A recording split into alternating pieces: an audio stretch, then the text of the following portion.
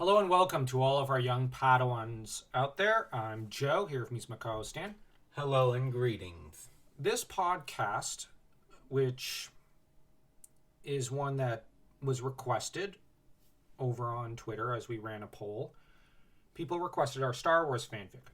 Just to give a bit of background, the Kenobi verse, as we called it, or Kenobi timeline, was the idea of an alternative universe that took place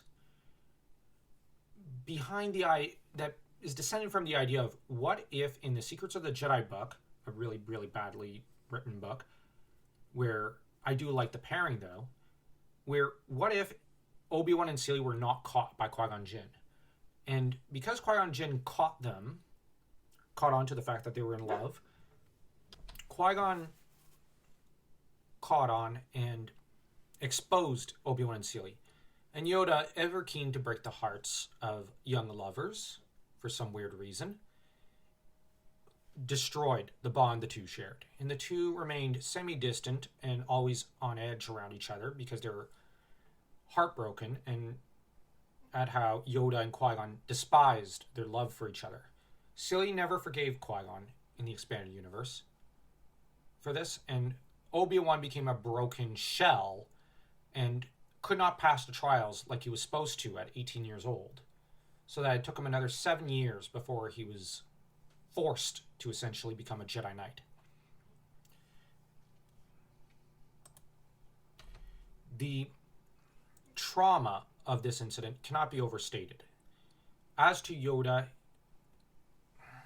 his part was more sadistic pleasure than anything else, and I know some fans will disagree. Yoda is deep down a good person, but he derives a weird kind of sadistic satisfaction from breaking up young couples. And so the idea was, what if Qui-Gon did not catch on? Now, note, there will be mention of a few Jedi Apprentice characters and of a character from Secrets of the Jedi, Tali, at least in this opening chapter. After that, there won't be too much. And not everything has already been written down. It's just a lot of this has been written down years and years ago. And it was essentially co-written between our eldest brother, Dan, and myself over many years. We've made many, many notes, written down a lot of ideas, and some of it will be discussed. Some of it will be presented to you. We will pick up what is our favorite ideas and present it to you. Some of the dialogue has been written, some of the fanfic has been written, but some of it has not been. We never really got past the start, to an extent, of around the time of the Clone Wars. And like all Star Wars stories, we started with only a small cast, Obi-Wan and Celie, and then the idea of them forming a family unit of sorts in secret. And from there it exploded with a group of original characters who would have helped flesh out and explore the different worlds of Star Wars, as the different planets were often a passion of ours growing up.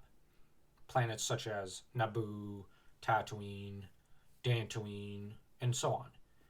So we would have explored the different characters and archetypes through these, and worlds through these characters. And the idea was to maintain the vision of Star Wars that George Lucas had, of the light side being good, the dark side being bad, and of complex psychological ideas and civilizational ideas that George was always keen to explore, while at the same time exploring the expanded universe. And the idea was also based around the notion that Star Wars should be about the Skywalkers.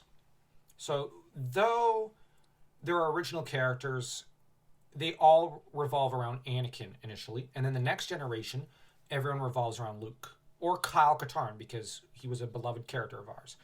And Kyle was equally as important as Luke Skywalker. To an extent, almost more important. But the idea was that the story would put the focus back on Luke and Kyle, and away from some of the expanded universe characters to an extent through the use of expanded universe characters. It's a weird notion, I know. So without further ado, we're going to start reading. Now, for assigned roles, we're not going to try to pretend to do female voices or male voices or whatever. We're just going to read in our normal voices for the most part. And we might end up ascribing different roles to Dan or myself. And after we do this video, we're going to do a separate playlist that will be all about analyzing our own literature and what we were thinking at the time. Because I do think analyzing the writer and his work is important. And that I want to kind of psychoanalyze our story and why it came about. So without further ado, I'll start, if that's okay. And that is acceptable. And from there, I'll read some of the narration, but next time it'll probably be Dan reading the narration. Prologue, a risky happiness. Qui-Gon felt a quiet dread. There was something between them. He saw Obi-Wan reach up to touch Silly's lip, where a small wound was. Now, real quick, this is an actual line taken from Secret Apprentice. So I'm jumping in on one chapter near the end of the first part and continuing from there and taking it into an alternate universe route, just to let you guys know. And gals, to be fair, for any female listeners. It looked as though his apprentice was going to smile, but then he turned his head to gaze at Qui-Gon. A seriousness in his gaze, a question, a worry. Qui-Gon couldn't place it. Didn't know what his Padawan was asking or searching for when he looked him in the eye in that moment. Celie then looked at him, but her gaze was sharper, more penetrating. Her brow puckered, and she shrugged a little before reaching for a calm as though believing his gaze was a reminder, probably to contact Tali. Tali being an inventive young boy that Obi-Wan and Celia, befriended in this Secrets of the Jedi story. The moment was broken, and Qui-Gon wondered what it was. He thought he had believed to be between them. It was alarming, and he briefly considered speaking to Yoda when he returned, even if there was nothing. Perhaps the old master's habit of destroying certain Padawan friendships and relationships could prove useful here. It wasn't only this thought that was broken and suddenly forgotten a heartbeat later, when Addie came up next to him. We have no proof. Qui-Gon was confused for a moment. Had Addie seen or thought she had seen what he had seen? He considered it a little more. Why had he thought he had observed something between Celia and Obi-Wan? Two rivals, two children, who for as long as he could remember, clashed as much as they melded together. Was it the desire to see something more than merely dutifulness in his Padawan? To see some kind of human emotion? His master had felt himself at that age to an extent for a certain fellow Padawan. Nothing on Pascal Algente. He'll get away with this. The bounty hunters won't talk, of course. We can suspect the corporate alliance, but I don't think we'll be able to prove it, Addie said. She saw the same scene he did, her lack of focus rubbing off on Qui-Gon, who glanced over to see Obi-Wan on his way over to them, and Silly having turned away to examine a datapad. So it's a small victory. 20 beings are alive, Qui-Gon said. 20 worlds didn't lose their leaders. 20 families didn't lose their loved ones. I wouldn't call that a small victory.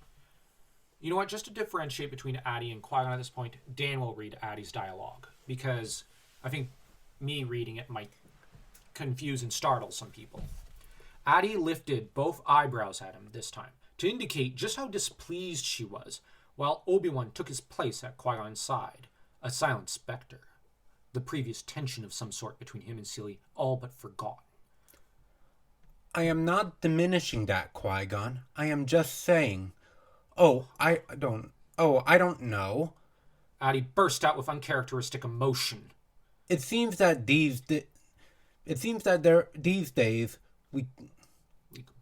we complete a mission and we are successful, yet there is always something we could not seem to do.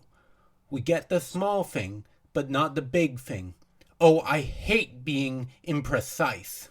I know, Qui-Gon said. Many of us feel this. The Senate is becoming more and more fractured every day. Groups like the Corporate Alliance are becoming more bold in their trickery. I have visions of a day when we are no longer peacekeepers, but warriors. Addie looked troubled. Visions come and go. This one remains. I hope you are wrong. No more than I do. No more than I do. Qui-Gon's troubled gaze rested on the skies of the planet. The moment was broken, though, as Addie stepped away to have a word with her Padawan. Seeing the convenience of it, Qui-Gon chose to do the same with his own learner. Padawan, a word. Did something happen between you and Sealy whilst we were separated during this mission? Qui-Gon queried, his penetrative gaze resting the full might of its power upon his apprentice, who looked back at him in confusion. Now, Dan will do the Obi-Wan voiceovers, because, like I said, since I'm doing Qui-Gon, we can't very well have me do Obi-Wan. I'll do, in turn, Silly Tachi. What do you mean, Master? Another argument or division over Tali's safety? Now, in the dialogue, Obi-Wan did not stutter, so just to clarify that.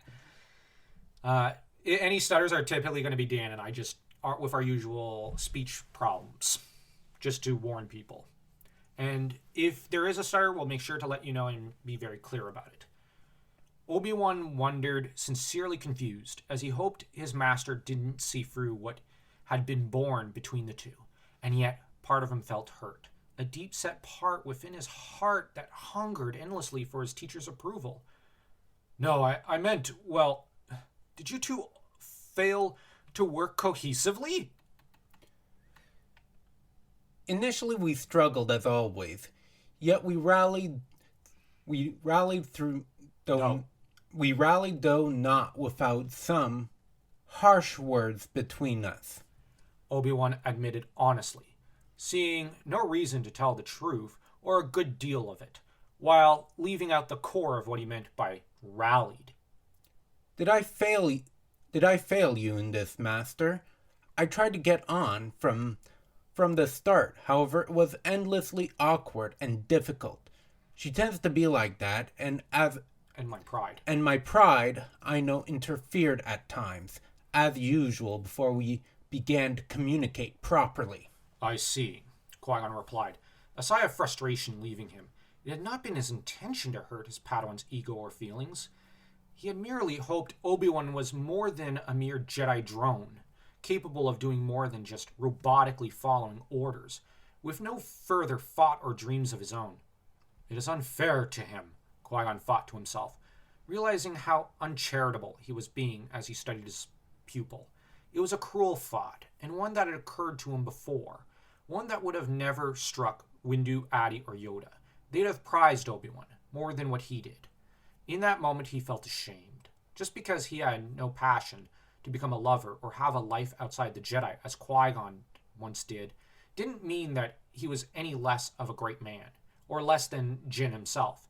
If anything, it meant he had a stronger will than he did.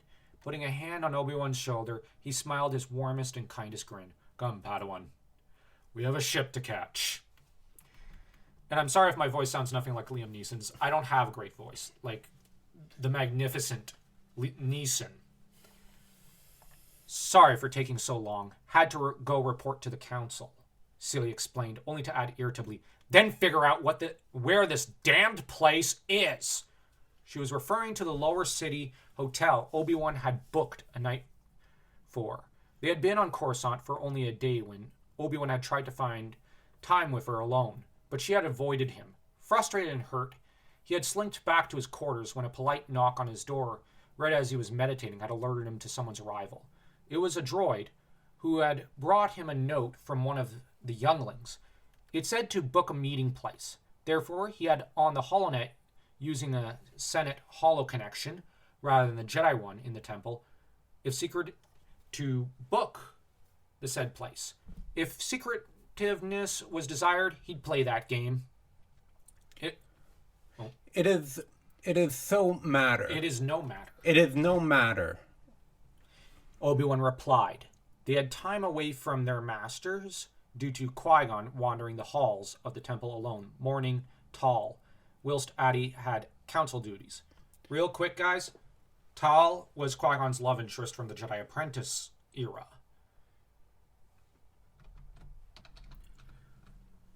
You didn't respond in the temple. Because your master's been watching me, Celia answered coolly as she sat herself upon the sleep couch in the small room. It was a cheap room with no security cams installed in the entire building. Why? Obi-Wan wondered in confusion. Don't be stupid. It doesn't suit you. You know why. He's suspicious. As it is, this whole meeting is dangerous, Celia grumbled back as she ran a hand through her long blonde hair. Oh. Obi-Wan uttered as he fought back on Qui-Gon's behavior, his questions. He disliked being insulted, however, he knew what she meant. Another thought struck him, one that made him feel small and weak.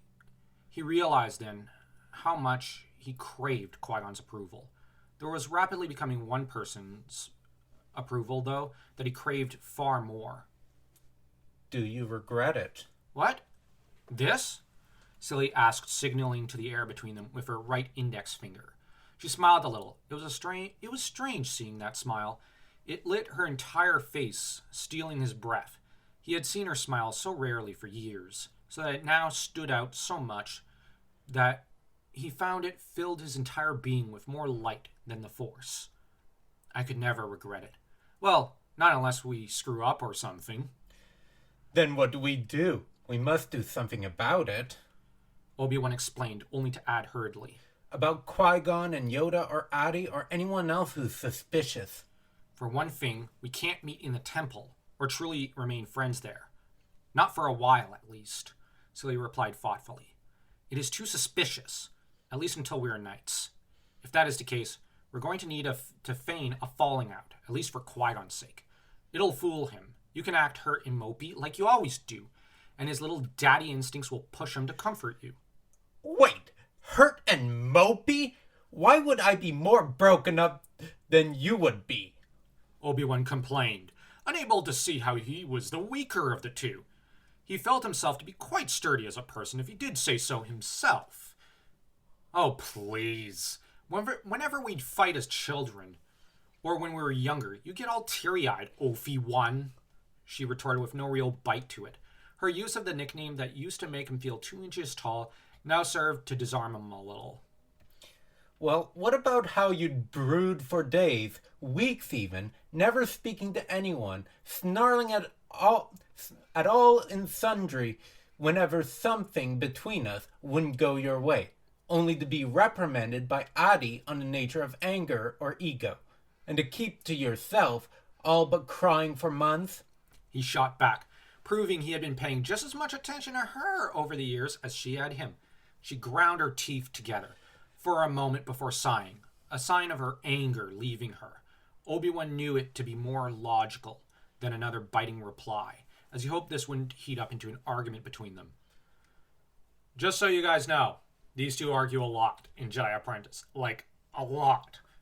It's essentially, they're always in a lover's quarrel. But honestly, it's one of the few ships I'm always going to be behind because I really do like them. They're adorable together. I can see nothing. No, wait, I kind of screwed up there. I suppose we're both fools then. So you concede that you'll be ill-tempered for a while? He asked her lightly. I can see nothing, she petulantly answered back, a cheeky grin on her face. Now we have approximately a few hours before your master expects you to knock on his door to cheer him up with that tea of his. Real quick, this is a nod to the tea of the sapphire leaves, Qui-Gon's favorite tea, that Obi-Wan would bring him, as Qui-Gon was very visibly in mourning in a style of a widow for Tal after she died in the Jedi Apprentice series. And this was something that, a habit of Obi-Wan bringing this tea that Silly noticed Obi-Wan had gotten into. Because the thing about Celia and Obi-Wan is they knew each other better than their masters did. So, just an aside. Yes, and? Celia groaned in irritation. Ugh.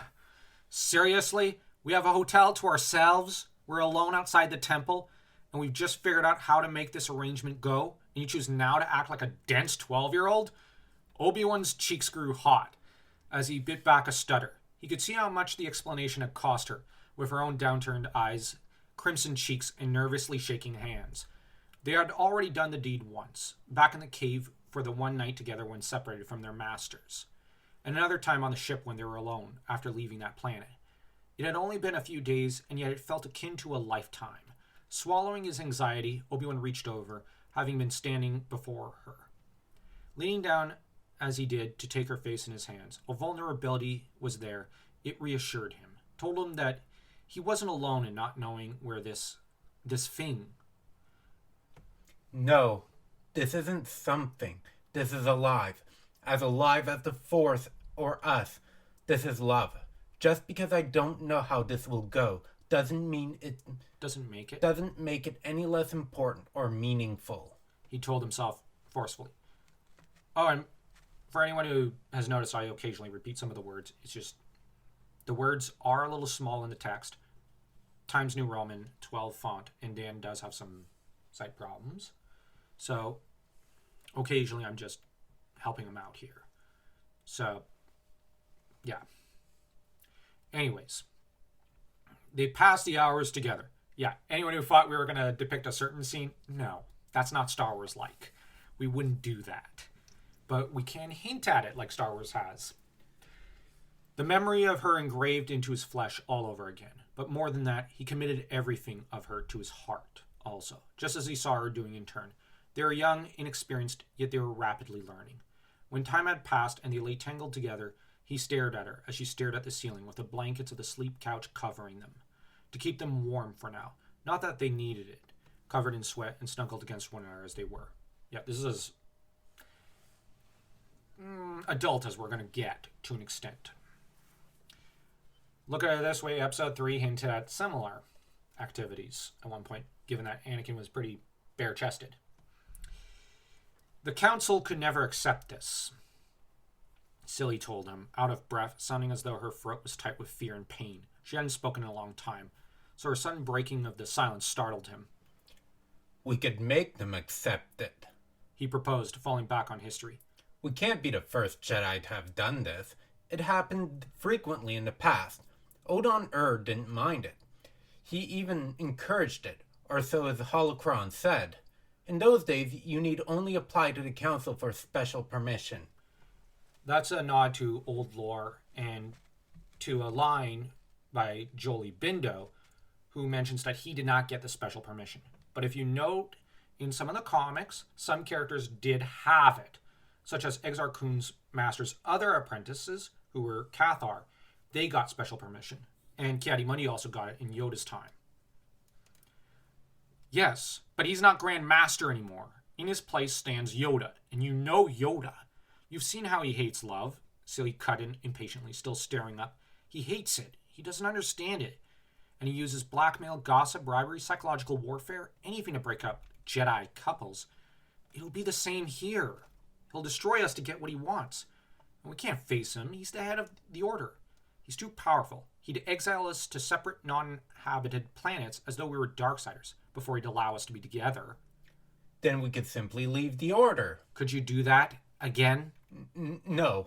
Now, this is a nod to when Obi-Wan left the Order at about 13 years old, earlier in Jedi Apprentice. It's a great storyline. Anyways, he answered. His proposal had been an irrational one, and try as he might to defend Yoda, he could not deny the truth of her statement. Wise as he was, good and gentle as he was, the knee-high Grand Master was utterly terrifying towards those who fell in love. It was the only side of him Obi-Wan feared, and possibly now begrudged. Then what do we do? We could repress it, she suggested. Her voice was calm, but he saw through it. There was a growing current of, what? He wasn't sure. His instincts told him it was hysteria or terror, something along those lines. What? He gasped, feeling as though his heart had been torn out. We can't. But she wasn't listening to him. She was too busy doing what he normally did, rationalizing things. This was a mistake. What was I thinking? I criffing invited you out. What else did I expect? We can no more be together than we could leave the Order. What a fool I've been. Siki, look at me. He pressed, grabbing her arms to stop her from getting up to leave. As she had begun to grab at the cloak next to the bed to make it to leave. It's all right. You're just panicking. Don't you tell me I'm panicking. I'm doing no such thing, she growled out, still avoiding his gaze, yet not resisting his arms on her. Hers. It'll be fine. Why are you getting so worked up over this? Why aren't you? She hissed back. Because I feel calmer, better than ever before, he said frankly, not realizing how lost he sounded then. I've always felt right in the Order, but these last years, since Tal died, I feel as though Qui-Gon's not been the same. I'm his Padawan, and yet I feel as though I'm carrying the weight of him and everything on my shoulders. When I'm with you, I remember her, but not the pain. It feels right again. Good. I can't explain it, but I can't breathe without you.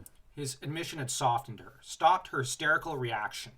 Oh, she stuttered, moved, her eyes soft with love, though she still didn't look at him. Why won't you look at me? I am. I mean, really look, Obi-Wan said, letting one arm go to gently pull her chin from the left, so as to look her in the eye. Because I won't be able to say no, to turn you away, she grumbled as she pressed her forehead against his, in her oddly intimate, without being too intimate, gesture, which she did only with him. I've been suffocating too these past years. I thought it was boredom, but it wasn't. Not since that moment in the cave, or even when I first saw you for the first time in 3 years. Back at the hangar, almost 2 weeks ago. I knew then it wasn't boredom. It wasn't loneliness. It was pain. Pain of separation. I don't care who our parents were. I don't care what the galaxy thinks. I want you, your love. Too much. It almost physically hurts sometimes, you know? And now? Now I can't go on either. I hate this feeling. I feel so weak. I should be strong. I'm the best at combat of our age group, yet I'm weak to this feeling. But you are strong, Obi-Wan retorted with a grin. You're the strongest and meanest woman in the universe. That weakness is simply me rubbing off on you. Maybe love isn't weakening you, but showing you a different side of you. Oh, you, she good-naturedly muttered back at his cheekiness. Reaching over, he reacted on instinct, the same honed ones the Jedi had taught him to always trust. This time, though, he did so not to strike someone down, but to kiss her on her full lips. She reciprocated immediately. All right, so we can't separate from one another, nor can we leave the Order, she said, blushing, after several minutes of kisses, her eyes boring into his, her hand softly caressing his cheek. So what now? We take it one day at a time. Sounds damn good to me, she murmured, only to add a thought occurred to her then. But only if you do... yeah, that tongue thing with mine again. It felt nice. Yes, Your Majesty. Damn straight I look better than royalty. Yeah, there was... This scene, parts of it was going to be edited out. I just read it so you guys could get a good grasp on the scene a little. But we were going to totally edit it, most of it out, rewrite. Because oftentimes when I'm writing, I'll write the initial draft, rewrite parts of it, then delete the whole thing, then rewrite it again. And then rewrite parts of it, delete a large portion of it, and rewrite it again. Typically going through about 7 to 12 drafts of this process. And the Star Wars fanfic has not experienced that, but it would have. This is but a first draft. So, bear with me. And Darren, I guess. The following weeks saw them behave coldly in public. They had a formal falling out, with shouting and all. They simply pulled from past arguments. It was almost fun for Obi-Wan, who let himself get carried away until he saw the sheen of tears of anger and hurt in her cerulean spheres. Then he felt a fool. She turned away, ran off with a sob. He felt himself an idiot, a royal one. He wanted to make it better, wanted to walk into the waterfall of the nearest pond, in the room of 1,000 fountains, and drown himself. His guilt consumed him. He had fought in an act, but he felt certain he had truly hurt her. It made him feel empty. He had no wish to hurt her, to truly hurt her, or say anything cruel to her, ever. He felt a hand on his shoulder. Turning, he looked up, not at all surprised to find Qui-Gon there. The satisfied look on his face almost looked pleased. For the first time in his life, Obi-Wan felt anger towards his master. He hated him. He wanted to punch him for taking joy in such pain. The anger passed. He loved Qui-Gon too much, yet the emptiness remained. You did well. It is better to forget such things when not prepared for them, he told his apprentice, who nodded glumly. Give me a moment, Master. I wish to be alone, Obi-Wan requested, wanting some time alone, away from the gathered crowd, and from his mentor. A strange look overcame Jin's face then, one of regret, of guilt. Grimly, he nodded and said, "I'm sorry. Perhaps, if you will, you'll join me tomorrow for some tea in my quarters, Padawan. We could meditate, also." Qui-Gon looked positively heartbroken, racked with guilt and grief so that Obi-Wan's anger faded, and he felt hollow at having hurt his two most beloved people then. The offer was a kind one, meant to offer comfort for a broken heart, a shattered friendship, or possibly a destroyed relationship. Obi-Wan returned to his quarters, wishing to be alone, avoiding Reef, Jaren, and Band. All three of these characters, Jedi Apprentice, besties of Obi-Wan. As he did so, inside he found a written message in his sink. "Hanging in 800 hours." He left for it, and found her in front of it, looking cheery and pleased. She looked about ready to sing or dance, a smirk appearing on her face when she noticed him. "What of the argument?" "What of it? It was an act," she told him with a grin. "You were great. Throwing the first time we met, after Melita Dawn, in my face like that, throwing everything from Talia and other petty jealousies, and my illogical behavior on my part in my face. I love the shoot apart, you said. Should have seen the pinched look on Master Brandier's face behind you." "Wait, you mean you didn't cry?" he asked, wondering if all women were like this. Bant was certainly saner than Celie, he concluded, as was Satal, so that he repressed a lump of grief in the back of his throat at the memory of his maternal figure. "What, you thought I was actually broken up about?" Celie paused, a look of mixed guilt and exasperated love in her eyes and on her lips. "You really are hopeless, you know that?" "How am I hopeless?" Obi-Wan growled, feeling mocked. It made his pride hurt and got him worked up. How was it he could keep control at all times, yet when with her he acted like a bumbling dolt? "Too kind. That is your greatest failing, Obi-Wan. You are too good for this galaxy," she told him, brushing a hand along his jaw, in an act that was rapidly becoming instinctive on her part. "Now come, I've booked a room. Mind trick the anal jerk in the lobby. We have 2 hours before I have to be at Dexter Jester's, and you the senatorial lobby room. If we're fast enough, nobody will be suspicious.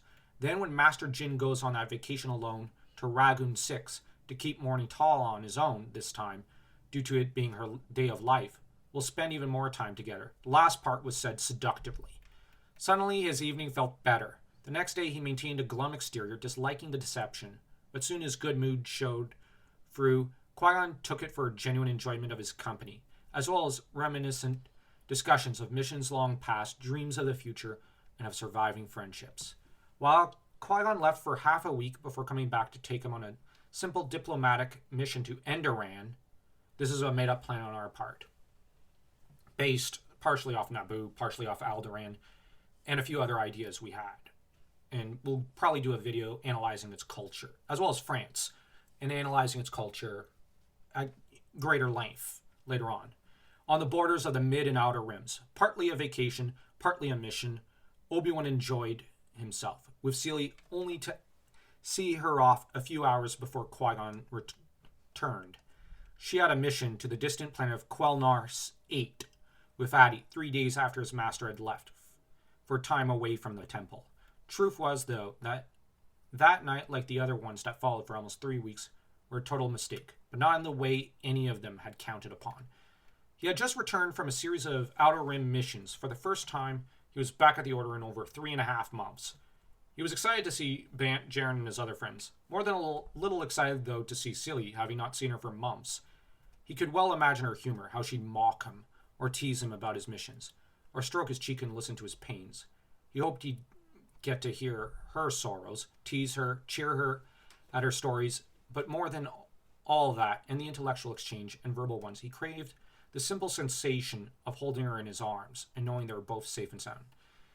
Yeah, just to tell everyone, this is not going to be a Harlequin love story for the entire story. We're going to get through this entire chapter today because this is sickening me. Actually, the overall story was going to be an action-adventure, murder mystery story, but we have to get through the romance nonsense. But that was not to be, as he waited almost a week for a message, spending time with every one of his friends before he gathered the courage to sneak into her quarters to leave a message next to her new warming crystal. Her old one, the precious one having been sold, the precious previous one having been sold to feed Tally. She was absent, though. He didn't know for a fact that she had returned recently from a mission on the Outer Rim herself. He received no reply, yet waited for 3 hours at the Hanging Inn. Just as he was prepared to leave, exasperated and full of impatient anger, the door slid open. Oh, finally! What did you expect to wait for? Coruscant's sun to go supernova? He growled in irritation, only to stop when he saw her downcast, unsure face. She stood there seemingly hesitant to enter the room. His angry words brought on shame and instant regret on top of it. Crossing the room in a few swift steps, he put his arms on her shoulders. She, to his surprise, didn't seem to notice the gesture. What's wrong? A lot, she mumbled, eyes still downcast. Or not a lot. I don't know. It's all criffing mixed up. Obi-Wan gaped. Never before had Celie so openly revealed a lack of knowledge. Her pride wouldn't allow it. She also hated to seem weak. Yet here she was, looking on the verge of tears, of a meltdown, of screaming, all at once. She looked positively terrified when she did meet his gaze. Hers was a searching one, as though looking for something he didn't know what it was, couldn't understand what it was she expected from him. Are you all right? He asked again, tentatively pulling her towards him. Once again, she surprised him by letting him draw her to him, her softness pressed against him. He didn't think of her body, though, only of what he could do for her. Celie? Some things happened on the mission. I was ill sometimes, irritable, snappish even, she murmured. More than usual? He asked, hoping to tease her into a better mood. This was a mistake. Because she's always so snappish in the books. What the hell do you think, you pompous ass? She growled at him, pulling herself from him, glancing behind her at the now closed doors, as though afraid to find someone had heard her. How is it my fault? He shot back. How can I know what is wrong if you don't tell me? I bit Addie's head off, got scolded, and even felt irritated by piloting when I usually love it, as you know. I was sick for 2 weeks, ill-tempered for months, and you ask, how is it my fault? You dolt, I'm pregnant! It all came in a rush, the red-faced Celie gasping and panting for breath. Obi-Wan didn't answer, didn't think, didn't react, just stared, mouth hanging open as his brain remained light years away. How could he answer? He had none. This thought had never struck him. The notion had seemed so far away, so remote, that it never occurred to him. They had talked about everything. They had shared interest. They had even begun to connect in the Force, beginning to rely upon it to communicate between each other, instead of with notes they burnt later to set up meetings. He knew her better than himself, just as she knew him better than herself. Yet never had they discussed or considered this. How? He stuttered, wondering, his voice cracking so that it almost sounded more female or high-pitched than any woman's voice possibly could be. Now there you see the sentence is a little not very good. It's a mess up. It was going to be fixed. Parts of the scene wouldn't have made the final cut. First draft, you always just write down your ideas and then you go over and delete most. And do the corrections. Yeah. And you got to bear in mind, I wrote this 14, 15 years ago. I was a kid. So I was about, I think 17. I don't remember. Parts of this story were written, and later chapters were written when we were in our 20s as well. So a lot of this is really, really, really rough. I think we both know how, she bit back, only to look at him apologetically with wet eyes. He didn't take offense, though. He knew Celie was trying desperately to figure out what to do about this major mistake of theirs. Maybe we should have kept our clothes on more often when with each other. Not funny, Celie snapped with a snort, gripping his hand, interlacing her fingers with his in a gesture full of a little girl in need of support. How are we going to survive this? How will we hide it? It was a question he had no answer for. He fell back upon Jedi training for an answer. It was all he knew, and he needed it now. He pulled back emotionally, analyzed it. They'd never be able to hide it genetically or bureaucratically. But we are Jedi. We have the training in computer slicing and have access to the archives and Republic DNA database, as well as its bureaucracy. He thought, analyzing it. using his incredible IQ to figure this problem out, cutting it into pieces, as he had also been taught to do. If we were to change the DNA ties between us and the child, we could trick the Republic and Jedi whilst altering the records so that He paused. By nature, Obi-Wan felt disquieted how swiftly deception and trickery came to him then. But it was for Celie and their child, he supposed, too. He'd do anything for them, even this. He swallowed as he admitted something he never told anyone. My brother Owen Kenobi, as I do have memories as far back as the crib, he may not know us, but if we could track him, figure out where he's gone, we could set up records connecting him as the father, and from there slip the child into the database to protect ourselves. It was a rapid-fire idea, impulsive and deceitful by nature, and yet it won him an initially odd look, followed by a thoughtful one as she chewed her lower lip. It could work, Celia admitted, considering it. His equal in intellect, he wondered why she hadn't thought of all this herself. I could access your brother's information via Republican records rather than Jedi ones. If you do it, it may attract attention. In turn, how could I hide my new weight later when it starts to show? You could take an undercover mission as you did earlier this year, couldn't you? Obi-Wan suggested, pressing his forehead against hers, squeezing her hand back in a move to show her physical reassurance. He may not have been good with gestures or words of comfort, but he knew this. Knew what she needed was help either physically or verbally. The look he received then was hungry. It sent a shiver, not of fear, though, shooting up his spine, as she remarked voraciously in a low voice. I forgot how smart you could be sometimes, Obi-Wan. It is beautiful to watch. Thank you? He stuttered as she pressed her lips to his, thoughts of their situation fleeing from his mind. Yeah. From there, I didn't really know how to write it. Like, the scene kind of breaks up right there, and then I move to the next scene. And because I wasn't sure how to approach what followed. Like, I was kind of like, okay, I'll note down this idea here, and then I'll jump to the next scene, and then I'll go back and write the in-between.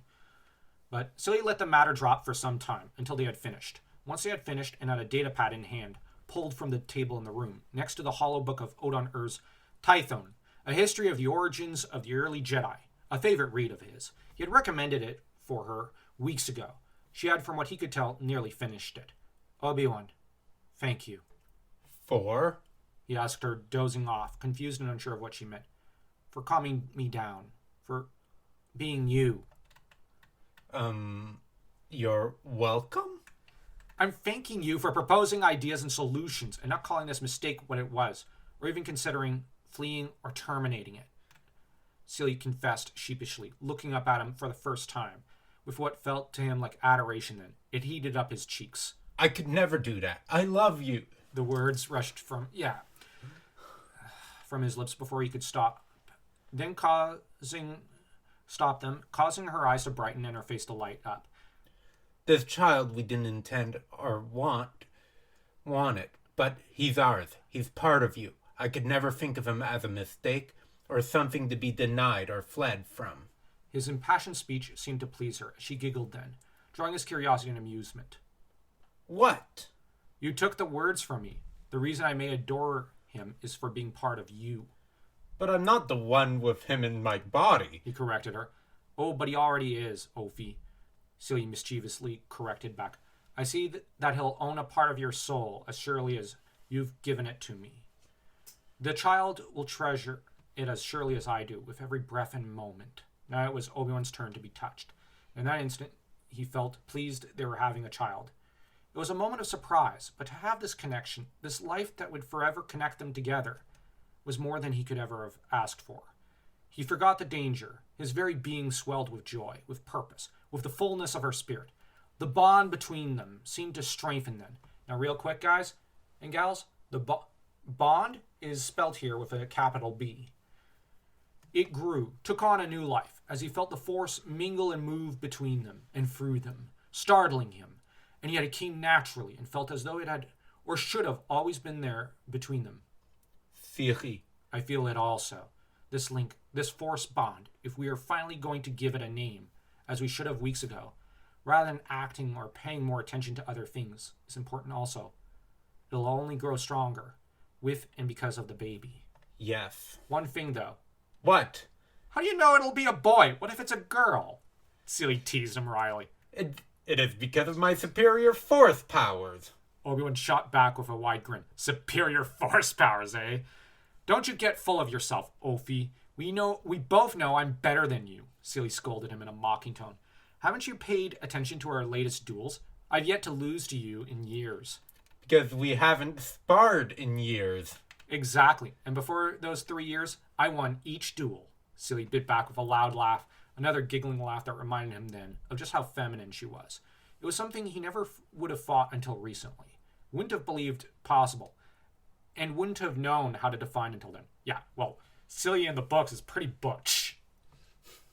She even cut her hair at one point in a butch style. But apparently it just made her look more feminine.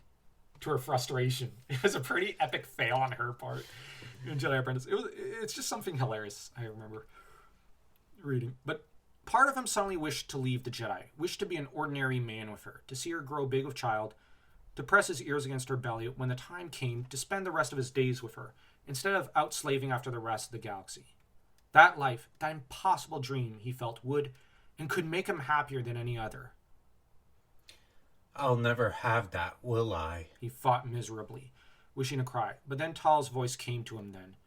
The only thing that stops Qui-Gon from accepting you as his Padawan, Obi-Wan, she had said years ago, after Xanatos' attempt to destroy the temple, before he and Qui-Gon had left to hunt him down on Telos 4, is himself. Do not ever become like that. He's a good man, a great one even. Yet he stops himself oftentimes from being all he can, because he thinks the Jedi halt him or the Code does. Yet it is entirely himself. The only one who limits you or your happiness in life, Obi-Wan, is you. Now, this is not an actual line from the books. This is a line I gave Tal because I really love her as a character. And it was a strange thing to think of her words rather than Yoda's or Qui-Gon's or even Silly's then. But then she had been a mother to him, looking after his wounds, pouring salve on his pain, comforting him, loving him for being only Qui-Gon's Padawan, and accepting him when none others would shortly after he had left the Order and rejoined it at 13. She'd have approved of Silly and I.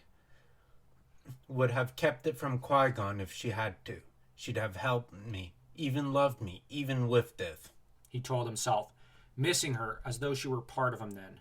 Silly squeezed his hand, reading him, knowing what he was thinking then, and who he was thinking of. It was a simple reflex on her part, comforting him as always, supporting him, giving herself to him as she always did, with no thought to herself. Silly may claim he was the kindest man in the galaxy, but he knew then the truth, suddenly so clear to him. In comparison to her kindness, he was a dark lord of the Sith, and if he wanted to share himself always with her, he had to take the step. He had to be the man, as surely as she had been the woman of late. He may have treated her physically like his woman, in carnal matters, yet as an intellectual and emotional being, he had treated her still as his best friend, rather than his partner, his woman. Silly? He said, his voice stronger than he expected from his suddenly dry voice. Yes? Marry me. Yeah, this... Yeah, we're delving back into Harlequin romance. Nonsense. The reaction she had was one of shock as she now looked at him, as he had her when she told him she was pregnant. In that emotional outburst earlier, it was a nervous tick on his part, an anxiety and fear of losing her, that she was going to say no, that pushed him to explain himself, despite there being no need to then. Yeah, the next bit of dialogue, it's cheesy. I mean, if it means spending the rest of our days together, being best friends, partners, and man and woman together, as well as sharing this... He searched for a word to describe the child they had created together. Blessing. I don't want there to be... I want this child to have everything we could offer him. Or her. Or her. I want the child to be ours. To be born from wedlock... Not from. To be born not from wedlock, not from mistake, and two in time.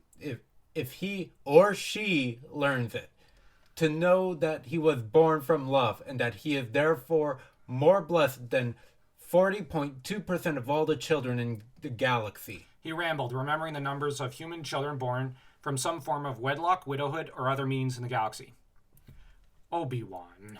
And I mean the child will need to be discussed regarding how we'll raise it. Further, to be honest, I don't know about if you've ever considered marriage, or if you'll even consider... Obi-Wan! Celia shook a little before huffing in a bit of irritation at his near meltdown.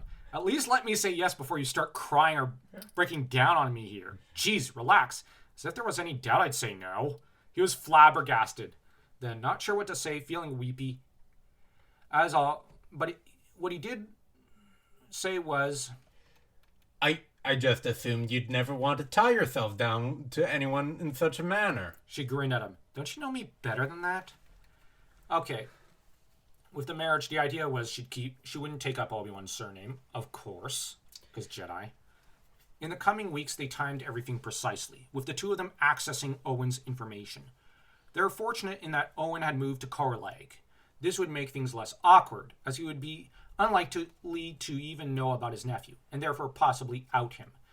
It would allow them to plant the child as one of his in the records, with Celie waiting almost another month before requesting an undercover mission to Findar to bust a series of slave trade rings involving a mid-rim main man of Jabba the Hutt, with Celie being taken into Gara's house there secretly. Gara was a friend of Obi-Wan's from the first two, from book 2 and 3 of Jedi Apprentice. So, just to make that clear. And him and Obi-Wan had kept up a bit of a long-distance friendship in this fanfic. In the time since Obi-Wan had last contacted his old friend Gara and Paxi had become heads of large families. In fact, he had organized this on the Council's orders with Paxi, as Paxi was now Senator of Findar. Now, that's not actually... one of them became governor of the planet, I think, and the other got a high position. Or it's implied one of them became governor. So I decided to make Paxi the Senator of Findar. And therefore, a key contact with his brother, now Supreme Governor of Findar. Celia, on the other hand, would play the role of maid in his country estate, where there were no nurses, no people, save for 2 droids who would be melted down or memory wiped after a stay there. Harsh. I'm kidding. Knowing her, it'd be the former. Yeah. Actually, knowing Obi-Wan would be the former. He hates droids. By the time Celia left, she was almost showing. As a premier Padawan of their generation, the now 17-year-old woman had been taking on solo missions for almost 2 years. Her master showed startling little doubt in her apprentice, being gone for months on end. Her confidence and trust made Obi-Wan feel guilty for manipulating her like this. Not that he had a choice. Celia would stay there after a brief one-week-long stay on Alderaan, in the countryside there, to sink in with her cover as an Alderaanian teenager, leaving the planet for better economic opportunities, legal and illegal. Thus, this was an actual mission, one that should be short, but would involve an extended investigation as she stretched it out for a bit. As the Jedi most familiar with Gara from years ago, it should have been Obi-Wan who assisted her. However, beyond traveling with her for a week, he'd have no further contact officially. The plan being that he'd join her later, in a few months, not that he had said anything as such, yet she knew he fought. Okay, this sentence would have been deleted. Jeez, what was I thinking? The Jedi plan counted on them being the last Jedi Padawan team in the galaxy, or so the Council seemed to think,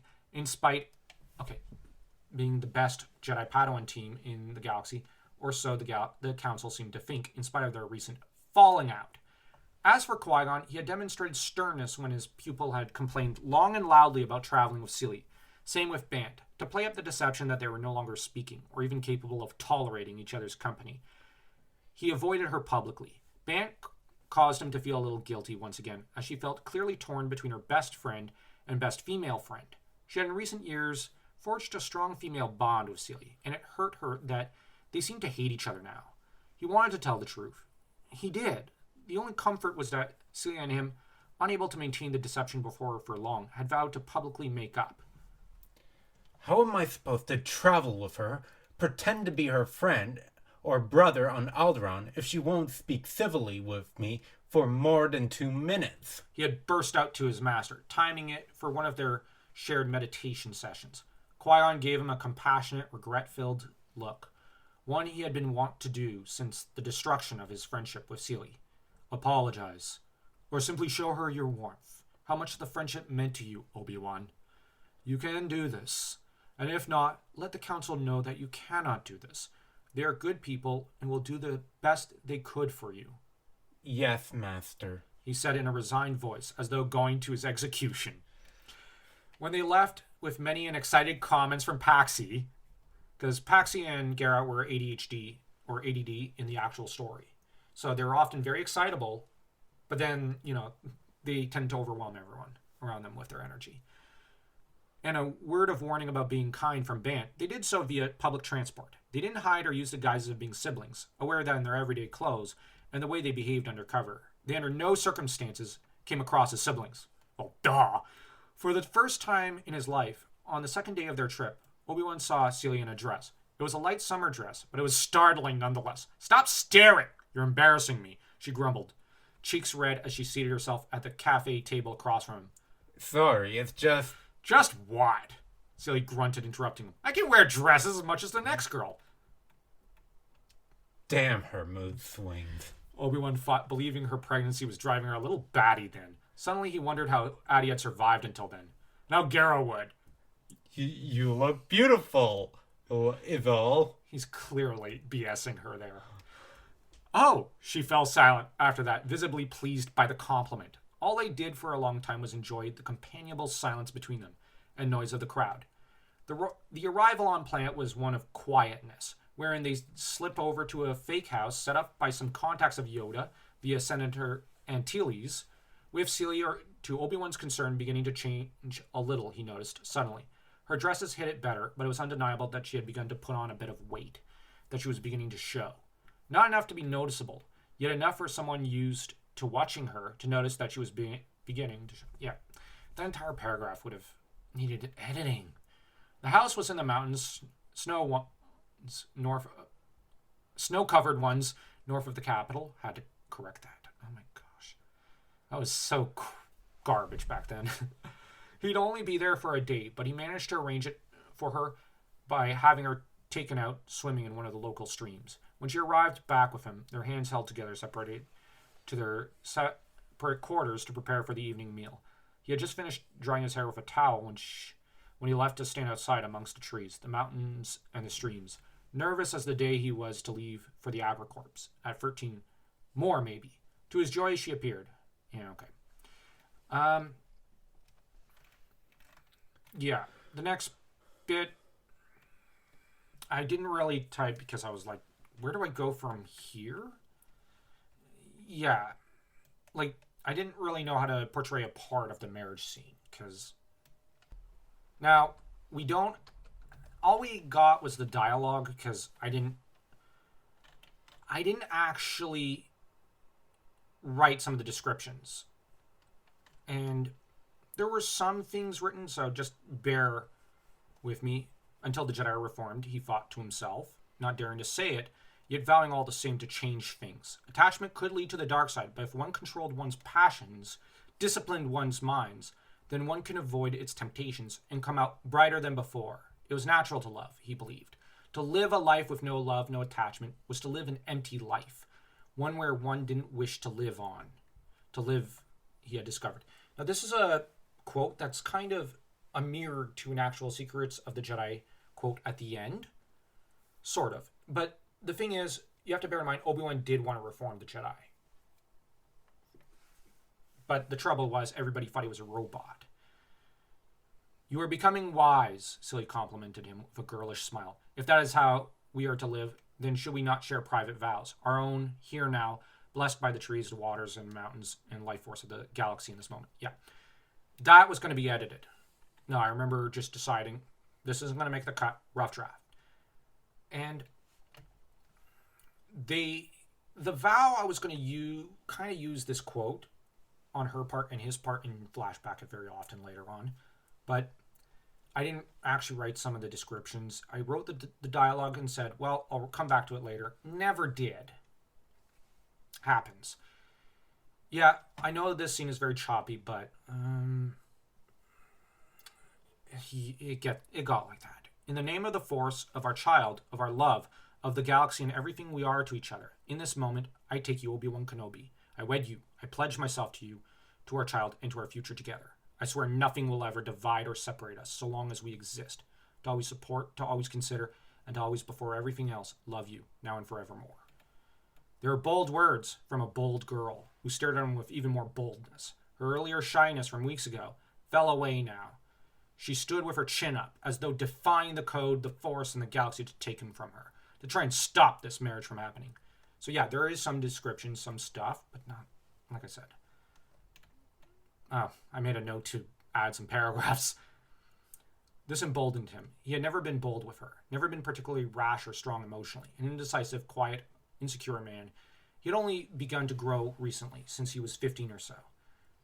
Okay, what's with that paragraph? Oh my gosh, right, made a note to correct it. Sorry, I made actual visual notes sometimes in my writing, like insert this, correct this. So I'm just noticing these notes and Dan's going, kind of side-eyeing me and going, what the hell?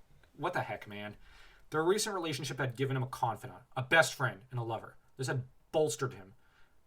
Yet there was still learning to be strong. This sentence, jeez, younger Joe was not bright. I vow the same. But more, I swear in the name of our child, the Force, on our love, in the galaxy's name and everything, we are both separate and together, to guard you, to devote myself to you, and to support you also. In this moment, I take you, Silitachi, now Sili Kenobi. I wed you. I pledge myself to you, to our unborn child, and to our future together. Now, real quick, there's more to the vow, but yeah, it was going to be broken up, and I kind of wrote multiple vows here, just unsure of which one to go with. I'm just interrupting Dan from reading them all because it stretches out too much, and I don't like it. I should have kept it more condensed and whatnot. At the Sili Kenobi part, she brightened visibly and softened all at once, obviously pleased by it. He had not expected that. It had come out naturally. At the rest, she seemed touched and happy. Happier than he'd ever seen her or imagined she could ever be. He vowed privately then to also safeguard her happiness, to try and guarantee her future joy, and to cherish her always. Yeah. Now, their pledges made, they kissed. The next day, though, they spent the morning speaking of history, of names. Okay, this is when there's more fleshed out stuff, because I felt more comfortable writing this scene as a youth. Ulick was considered, as was Kaiku, along with Revan for a girl, or Karf. She liked that one. Oh, and real quick, this is taken with the idea, back then, no one... Now, I know some people at LucasArts confirmed Revan as a guy. George Lucas never made his decision, so we always left it up in the air and said, we don't know. And at the time, the company had not made up its mind and left it to the player. I always played Revan female because I liked that route more than I liked Revan male, because the interactions with Bastila and Revan were just copy-paste Han and Leia. I preferred the more innovative conversations of Revan and Karf. Which is very amusing. Yeah. But in turn, Exile and Brianna was the pairing, with male Exile in KOTOR 2. So we kind of went with that as our kind of canon for this fanfic, so bear with it. No, or Karf, she liked that one. Odan-urr was considered very strongly by both. He liked it. The idea of fathering someone with such a name, the same as the greatest Jedi who ever lived, was beyond an honor. For a girl, as already stated, Revan was considered, as was Jory, after the great heroine of the great hyperspace war who saved the entirety of the galaxy from the true Sith. From this, they debated rather hotly the causes of the fall of odan-urr's order. A Sith historian, Silly made one argument for galactic pragmatism, namely that the Jedi and Republic had made too many enemies in 1,000 years. They had lumbered on without any conflict for too long, and therefore it invited complacency, whereas Obi-Wan favored a more sudden cause, simply Exar Kun and Freed and Nad, and that was it. There was nothing too complex about it. She claimed this to be too simple, too fairy tale-ish, that beings were never simple, and that all things, when considered socially or psychologically, were complicated. After this, they laughed as they discussed the antics of Jaren Muln, or the lives Baron Bant Erin had saved as a healer, recently having found her passion, or lightsaber philosophy, a passion of theirs. Here, Obi-Wan felt on better footing. Philosophy was a strength of his, just as cultural history was one of Seely's. A fierce practitioner of Form 5, Xian Gemso. Now, real quick, guys and gals, she chose the simple style, but the advanced katas are more aggressive than the base ones. Form 2, Magashi, is Dooku style. Form 3 is Soresu, the defensive style Obi-Wan uses in Episode 3. Form 4 is Ataru, the style of Obi-Wan in Episode 1, or Yoda, or Qui-Gon Jinn, or Luke Skywalker. Form 5, Xian and Gemso are separate styles. Gemso is more of a strike and counter-attack style. Xian is a more slightly balanced offensive style. It's still very, very aggressive. Niman slash Jarkai is Form 6, Jarkai being the dual-wield style. And there are variants to that, to the dual-wield stuff. And then you get Form 7, or here I believe it's Juyo, the over-aggressive, no-defense style, which Mace used to inspire as inspiration for his Vapod. Now, there's different philosophies and ideas around these styles. This is an oversimplification. I'm explaining for those who don't know this deep EU lore and movie lore. And Form 4, Ataru. Seely favored aggression and defeating an enemy swiftly, whereas Obi-Wan favored a more passive variation of Ataru, a more cautious strategy, one almost reliant upon her or Qui-Gon for teamwork and aggression. He believed the Jedi to be a collective, and therefore dependent on others in a strange way. A philosophy she approved, but felt too limiting, as one needed more than the Force, but one's own path too, either for aggressiveness or even more defensiveness. You should pick up Form 3, my love. It fits you better. Celia had laughed at the end of the debate, for which he felt himself join in naturally. And you should also consider Form 7's Juyo for added offense, he advised in turn. I'll do it if you do it, she taunted him, earning her a mischievous grin on his part. Which was why when he left a little later, he did so with some reluctance via air taxi. I'll visit you on Findar. It was an impulsive oath. Oh, shoot, I shouldn't have said that. I'll visit you on Findar. It was an impulsive oath, and one he did not make lightly. I'll be there when the child is born. He expected her to refuse or to try to be strong, or even if she accepted, to demonstrate an attitude of course you will, in her typical bossy manner. Instead, though, she smiled at him, wrapped her arms around him in a tight hug. Thank you. I'll wait for you there. And I you. Gara will help you. Gara will help you during this time. He's a good man. When he rendezvoused with Qui-Gon on one of Alderaan's neighboring systems, it was to find him quite concerned. He asked swiftly, How did things go? Oh, no, wait, it's Qui-Gon who says that. Man, this text is terrible. Yeah. Like, the overall fanfic ideas are better, but, right here, the text is so bad. It needed a serious edit. How did things go? Badly, particularly en route. We hardly spoke. And then when we were separated, it was hard. Obi-Wan replied almost mildly, choosing his words meticulously, having rehearsed this on the way over. He technically didn't lie, as they did barely speak because of the security cams, which were deleted by him before they got off the ship. And when they did separate, it was indeed difficult to pull himself from her. I see, Qui-Gon said mournfully, seemingly genuinely stricken by this reply. Calmly, as they waited for their ship to take them to the mid-rim world they were headed to, he spoke up suddenly. You must learn to be stronger, more confident, Obi-Wan. Not kinder, Master? You already are. You just need the strength and confidence in said kindness. Sometimes you don't know the proper thing to say, yet there never is. Celia's not waiting for some proper words. She simply wishes to be your equal, to be your friend. She needs your friendship just as much as you do. Hers, just as I needed Tal's. It was almost the first time he mentioned her name in a year.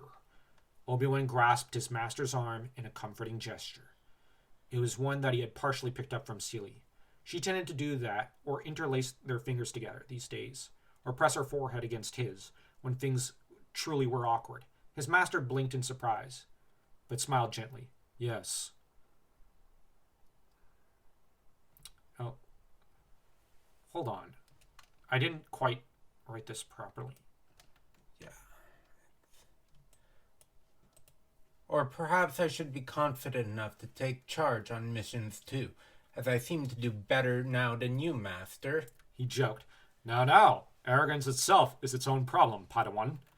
Qui-Gon murmured, in much the same manner, obviously buoyed by his seemingly better mood. It occurred to Obi-Wan, then, just how little his master and others could read him. It troubled him. He had difficulties reading others much of the time, save for perhaps Qui-Gon, Bant, Jaren, and Celie. And yet few could properly penetrate his own thoughts and feelings properly. Only Celie could. It was a terrible realization. It made him feel lonely. Suddenly, he longed to be more open with his master, but he suspected Qui-Gon wouldn't understand. Or worse, would devise the truth and seek to undo what has already been done, something Obi-Wan could not allow. It was months before he got the chance to take a moment alone. It had been difficult making discreet inquiries, swearing Paxi and Gara to secrecy without letting them know Celia was pregnant. They had agreed to hide her while she established some connections with certain undercover slavers without drawing any attention to her, too.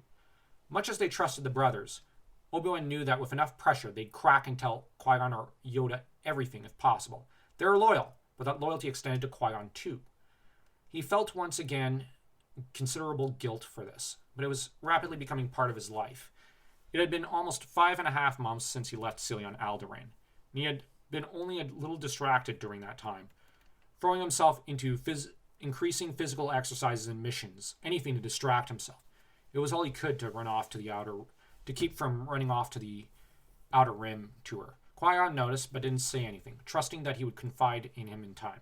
Bant noticed, didn't say anything, probably because Qui-Gon advised against it and expected him to confide to her too. Reeft was away on a 3-year-long mission. Jaren was preoccupied, yet concerned still. He had nagged him, as did his master Kreia, only for them to leave for an investigation into a corporate leader's death in the Inner Rim. His friends worried. His master nod. Okay. Sorry, the sentence is just such a mess. And he felt endlessly distracted until the days were almost calculated up. Stressed, he requested a mission or a ship to vacation alone on Ragoon 6. It is just, Master, I need some time because of the last 2 missions. I've been worried about both Jaren and Celie. Their missions have lasted longer than expected, he declared, and in this he was being honest. They had been gone for longer than expected. Jaren, though, he knew was safe. It was a simple matter to know and to worry. No more than usual, yet it was still there. As to Celie, he added, I would not want what we spoke of to be the last thing we... Oh, right. It's supposed to be Dan reading this. Dan. I would not want what we spoke of to be the last thing we say to one another. This is a really weird sentence. Yeah. I'm cursing myself for presenting this to everyone without properly editing this thing. Oh, gosh.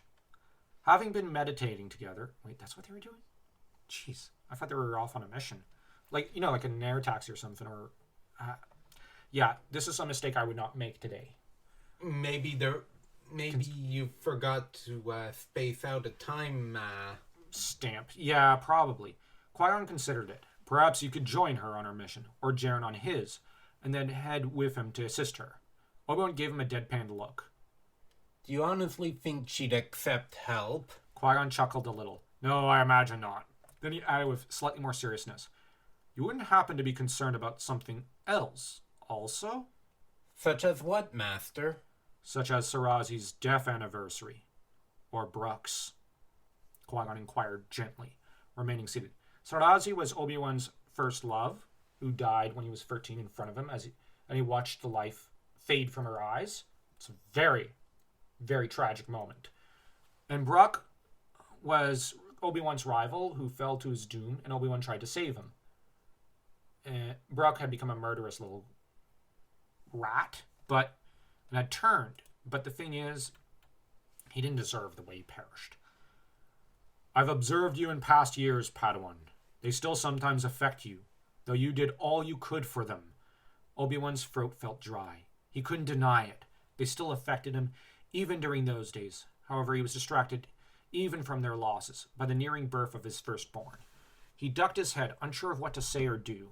Salazi had been his first real love, and as to Brooke, the guilt still haunted him, so that he woke up at night to burning, bitter eyes, to Bant trapped underwater. But now those nightmares were filled with a pregnant Celie trapped underwater, or it being Cad who imprisoned her down there. I see that you need time to sort out your thoughts. If you wish, I'd like to accompany you. However, I see that you need some time alone, Qui-Gon said with some difficulty. I'd ask you to speak to Bant upon your return, and to, if you could, seek me out later. I'd like to help you through this, nonetheless. The goodness of his master touched him. Speechless, he nodded, swearing to make it up to his master. Qui-Gon added then, now go. I'll put in the formal request to the council for you. Which is how Obi-Wan ended up piloting a starfighter of some minor capabilities for Ragun 6. He had to spend at least a day or so there, to throw things off before he took off for Findar. He prayed she was still there.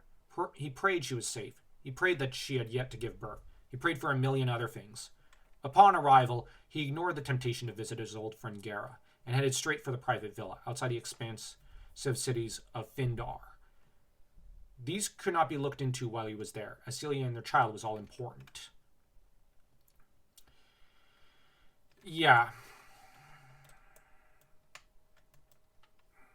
The thing is, I actually didn't really write too much here. The idea was that she was about to give birth, I think, and Obi-Wan is present for it, and I just wrote a note, like, write this scene out, and didn't really,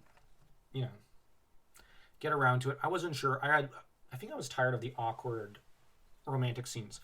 The later scenes in the later chapters are not between Celia and Obi-Wan are not like this at all, and it's just I think I got sick of these scenes. I don't blame you. And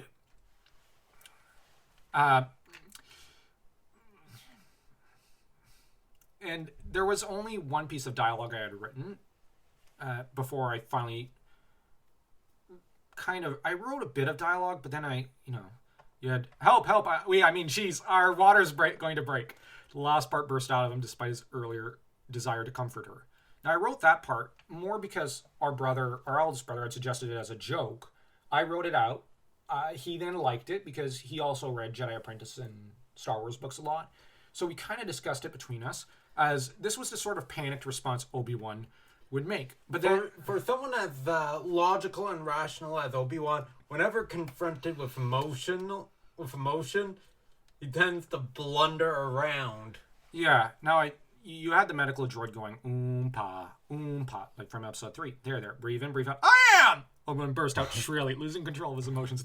She means me, moron! So he exploded as the child's head began to appear. Yeah. After that, I didn't even continue the sentence. And it just, then I ended up jumping to afterwards, because I was like, do I continue the scene? Do I not? What do I do? Do I delete what I've written? I wasn't sure, and I think I put it off forever. When he did, it was with a certain... Okay. The droid offered the toddler to Obi-Wan after cleaning it and wrapping it in a cloth. It took him a moment before his arms felt secure enough, having been squeezing hers and numbed by the pain of the child. Okay. Yeah, no wonder there was a lot I didn't write. When he did, it was with a certain amount of awe. They had done this. They had created this tiny life form. This small piece of flesh, bone, and sinew was theirs. He almost feared he'd drop it. It hit him then. It was part of him. Of him. How could he ever look at children's faces, or any child, ever again in the same manner? True, he didn't hate them, but neither had he previously cared for them, at least until this moment. This little bundle was the very galaxy. It was crying, noisy, and displeased by the bright lights of the colorless medical room. Yet it was fighting so strongly to be alive. It is a boy, the droid told him, once again without any clear emotion. Not that he noticed it. Congratulations! Wow, what bedside manner. Yeah. Okay. They spent some time weeping, smiling, and staring before they were advised to feed him. Yeah. But then the scene cut, and you have Obi-Wan felt his heart swell and tighten. Our son. He repeated in awe. He's beautiful, Sylvie. He has your hair. Your eyes. No, They're yours. Obi-Wan had thought he couldn't love Celia, another being, more than he previously had. Yet in that moment, he had learnt the foolishness of this idiotic belief. The boy was so beautiful, cooing and crying, so much akin to Celia, then that Obi-Wan couldn't understand why he'd ever questioned their love. Okay, what? I wrote this years ago, and I'm confused by this sentence. Yeah. There's a reason why I now reread everything I write. Because Yes. I clearly wasn't rereading this, and now I'm looking back at this and going, I can't make heads or tails of half the sentences. I was so terrible. What? Why do Jedi hide from this? The Padawan asked himself as he shared a private smile filled with love with his wife. He needs a name. And he'll have one, Celia told him sleepily, starting to doze off before she forced her eyes open. And I thought about it. The perfect name. She looked intently at him then, as though staring straight through his soul. His name will be Talon. At first he thought he heard her say Tal. So he stared at her, gaping open-mouthed, on the verge of correcting her, of saying, but that's a girl's name. When his brain told him that wasn't what she said. Talon.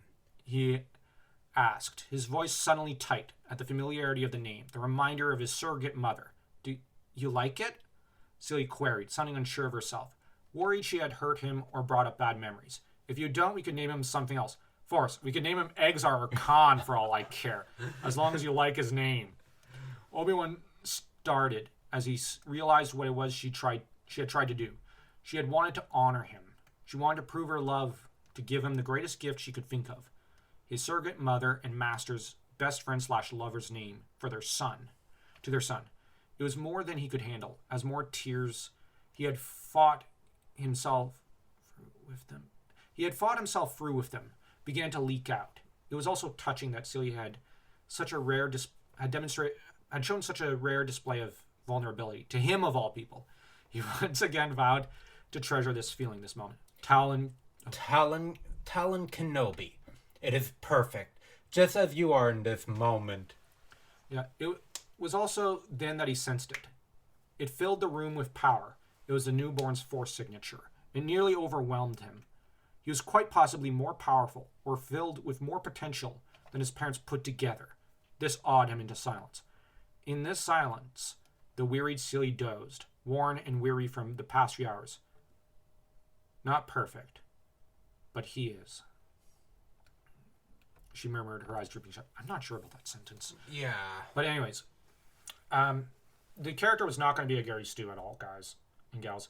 The character was actually of Talon, would have grown up into a bit of a cocky, hot rod type, who's also a Sherlock Holmes investigator, obsessed with the mystery, to the extent of being a little temperamental at times, abrupt with others, and more than a little condescending at times. Basically, the character was inspired to a large extent from Sherlock Holmes. And he did have a show-off side as well. So it's like kind of like Hot Rod meets from Transformers 1986 meets Sherlock Holmes. So you have essentially Celia's abrasiveness with Obi-Wan's intellectual tendencies and whininess. Yeah, also mixed with the gabbiness of Tasseloff Burfoot from Dragonlance. So you just had a very talkative, annoying character to an extent. Basically, we were kind of looking at Dick Grayson or Nightwing in a way as well. Like, it was mostly Nightwing as well that I think we were hopped up on, because all three of us were, our favorite Batman character of all times, I think, is Nightwing, because he's the best. It was some time. Days that passed in seconds before he had to leave, with Celia recovering quickly, faster than expected, yet still confined for the most part to the med bay. That is until the second day since the... Wait, what? This sentence. I have no idea what it means. It contradicts the previous one. Yeah. The droids all but busting the circuit over this, as they believed the...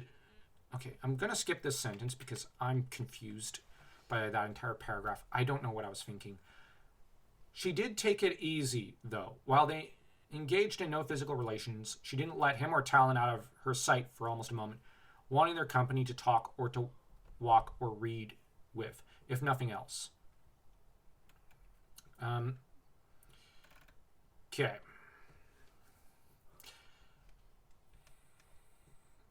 All right. let's see.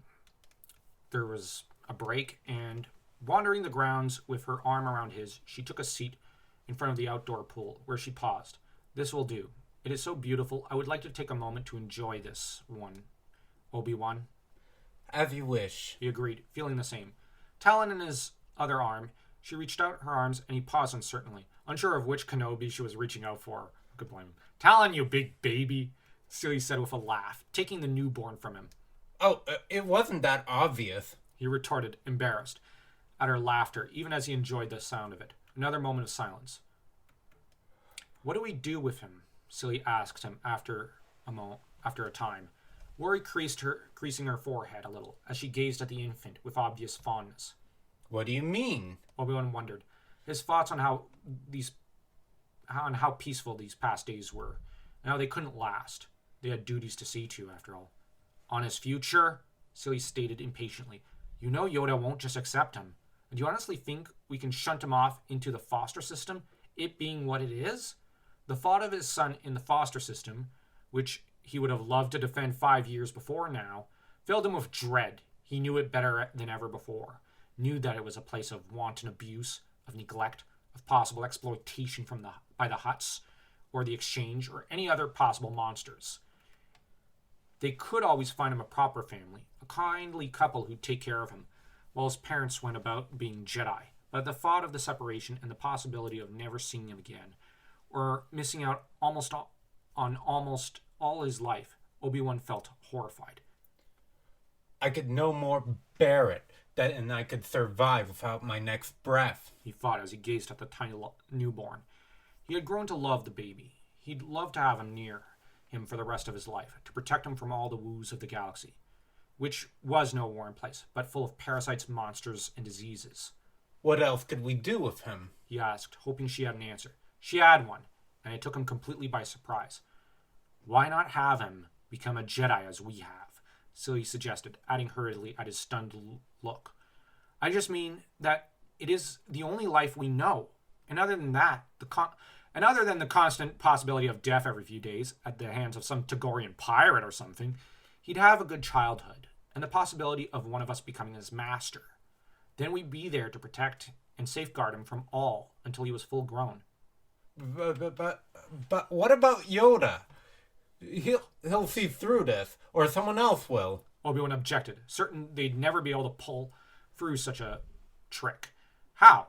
I've been thinking about it, and how would they? His DNA and bureaucratic information has been altered. If he's handed over by one of us in disguise or something, nobody will be the wiser. Celie rationalized carefully, glancing between him and the child. Obi-Wan took a moment to consider this before he said tartly, Let's say we pull this off. What kind of Jedi will we be to have done this? How will it be any different? We already tricked people into thinking us distant. How is this different? I don't know. It's just he's and where... Please, Obi-Wan, she pleaded, clutching him, as though afraid he'd take Talon away from her. I thought I could handle it. I thought I'd be able to tolerate the separation, but I can't. Say what you will. I need him in the Order. I need him safe and to come home to him. Obi-Wan hesitated. He felt cornered by her desperation. Soon Talon began to cry out, sensing the change in his mother's mood. He could understand her desires. However, he also remembered Yoda's warnings about attachment. Do you think it's a good idea? He asked. Frankly, I don't know. But Obi-Wan, he's our son. He's as much a part of us as our own organs or force abilities.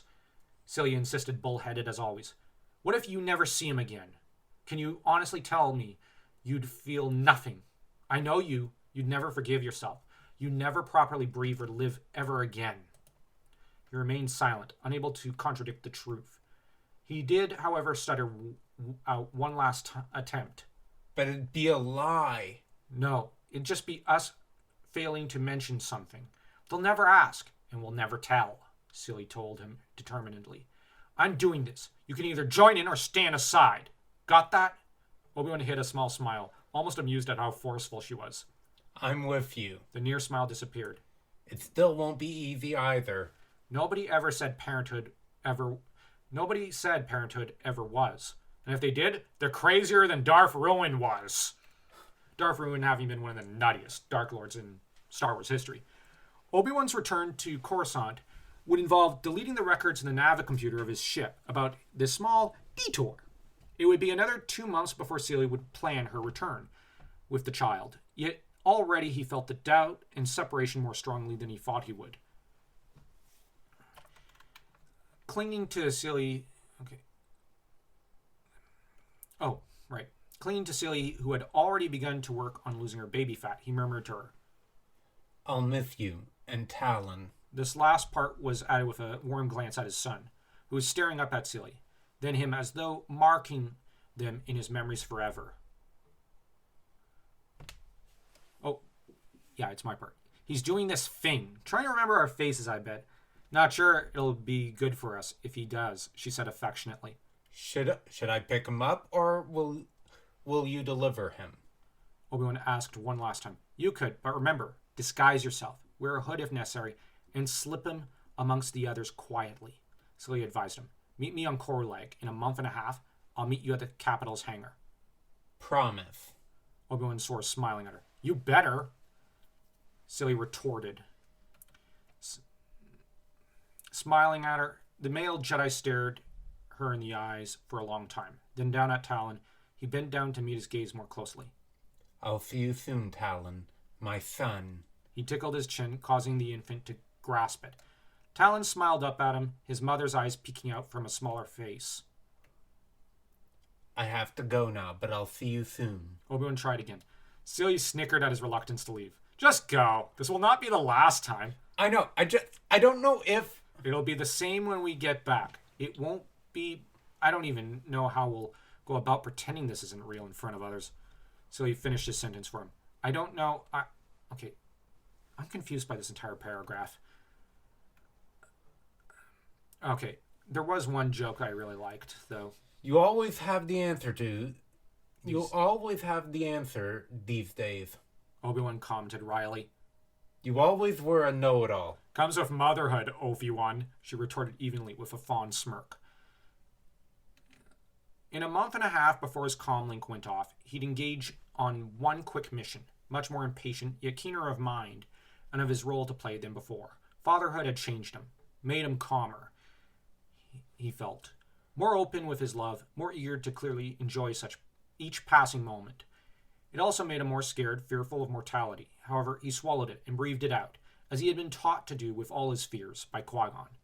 That vacation did you much good, though it went on for longer than expected, by almost a week, Qui-Gon remarked with a happy grin after their latest mission, pride gleaming in his warm eyes. I'm proud of you, Obi-Wan. You purged your mind. If you do not mind, I shall ask you how. Nature has that effect, Master. Obi-Wan answered honestly. I don't know, had a moment. A single one that taught me a great lesson, both on Ragoon and on my way home. It taught me there are no ordinary moments, no coincidences. There is only the Force and its greater counterpart, the living part of it. A worthy lesson, one I am pleased you have finally learnt. It would appear you've begun to step along the path of Jedi and manhood. Better than I ever dreamt possible, Padawan, Qui-Gon informed him joyfully. It won't be long now. You'll soon pass the trials, Padawan. Obi-Wan felt his heart leap, not out of joy. Well, there was pride there, but a part of him screamed in outrage at the separation from his master. They weren't, neither one of them, ready for such an event. But I need more time. I still have much to learn. Perhaps you do, Qui-Gon acknowledged through pursed lips. By refusing to consider adulthood, you showed your youth. Still, though. His lips quirked upwards. It pleases me that you'd like to stay well past your time for the trials, simply out of affection, in stark contrast to myself with my master. The shared moment of quiet acceptance and affection, just as the one with Celia passed, teaching its own lesson and imparting its own love. Sorry, a cough came up and I had to swallow it. For a moment, Obi-Wan wished to tell Qui-Gon, to show him he was a grandfather in a form, to share magnificent young Talon with him. He felt a surge of grief at the thought that they couldn't be normal or similar to every other family in the galaxy. Why couldn't they be man, wife, son, and grandfather? The answer came to him as he eyed his master's profile thoughtfully. because he was a Jedi, he realized. He had a higher calling, as did his highly powerful, Force-sensitive son, and Seely. They all did. It was its own joy, its own family. Something the matter, Obi-Wan? No, nothing wrong, Master. Nothing's wrong. Nothing's wrong, Master. Perhaps in time, he'd share what he had realized then with Qui-Gon, but not then. It would all take some time, but all would be well, he assumed. When the call came, he was in the midst of his studies in the archives. It was a simple matter to take the message, which was one from a droid requesting his immediate presence on Korlag. Obviously, Seely had acted with cunning, aware that such a call could be tracked, or used against him, until it was deleted from both Comlink's records. His departure with Jaren for the planet involved Obi-Wan hitching a ride with his friend. Jaren was on his way to see about a security breach in some noble's private hangar, on one of his first solo missions, with Obi-Wan keeping him company for only a short time before he'd return. His friend was pleased to have him, yet surprised by the eagerness of Kenobi's request to join him on the journey to Korlag. When they arrived, Jaren was quick to drop him off, then to continue on, but not before turning down Obi-Wan's insistence that if he needed assistance, to contact him at once.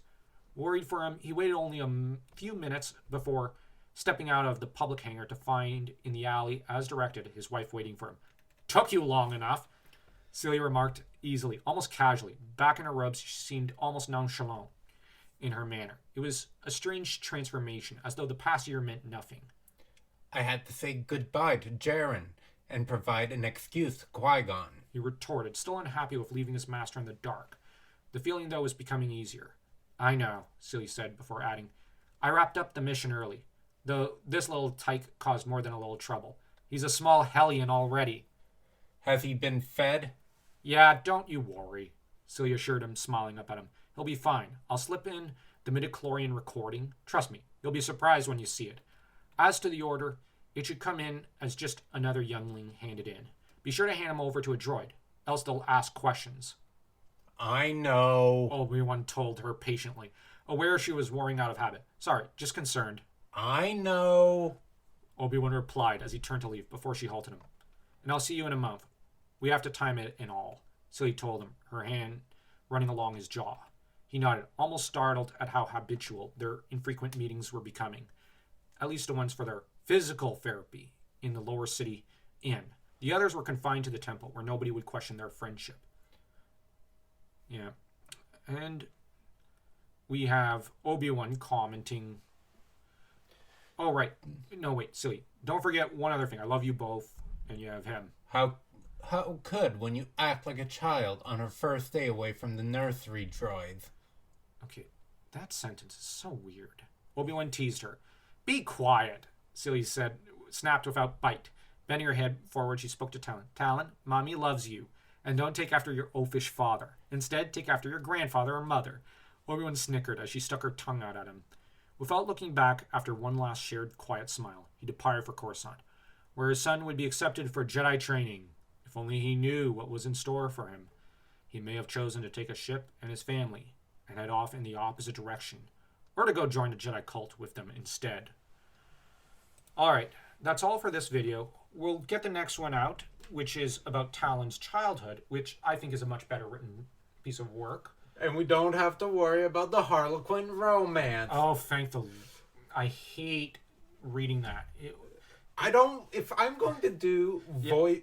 Yeah, I get it. I know. You don't want to voice act that kind of nonsense.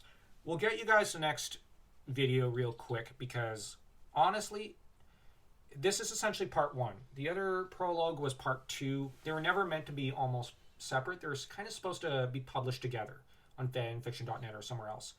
So I do remember that. And they were just awaiting editing and rereading and rewriting and whatnot. But if you enjoyed this video, don't forget to smash that subscribe button and that like button for this video, and to tip us with some blaze if you really enjoyed it. And remember, Padawans, may the Force be with you, always.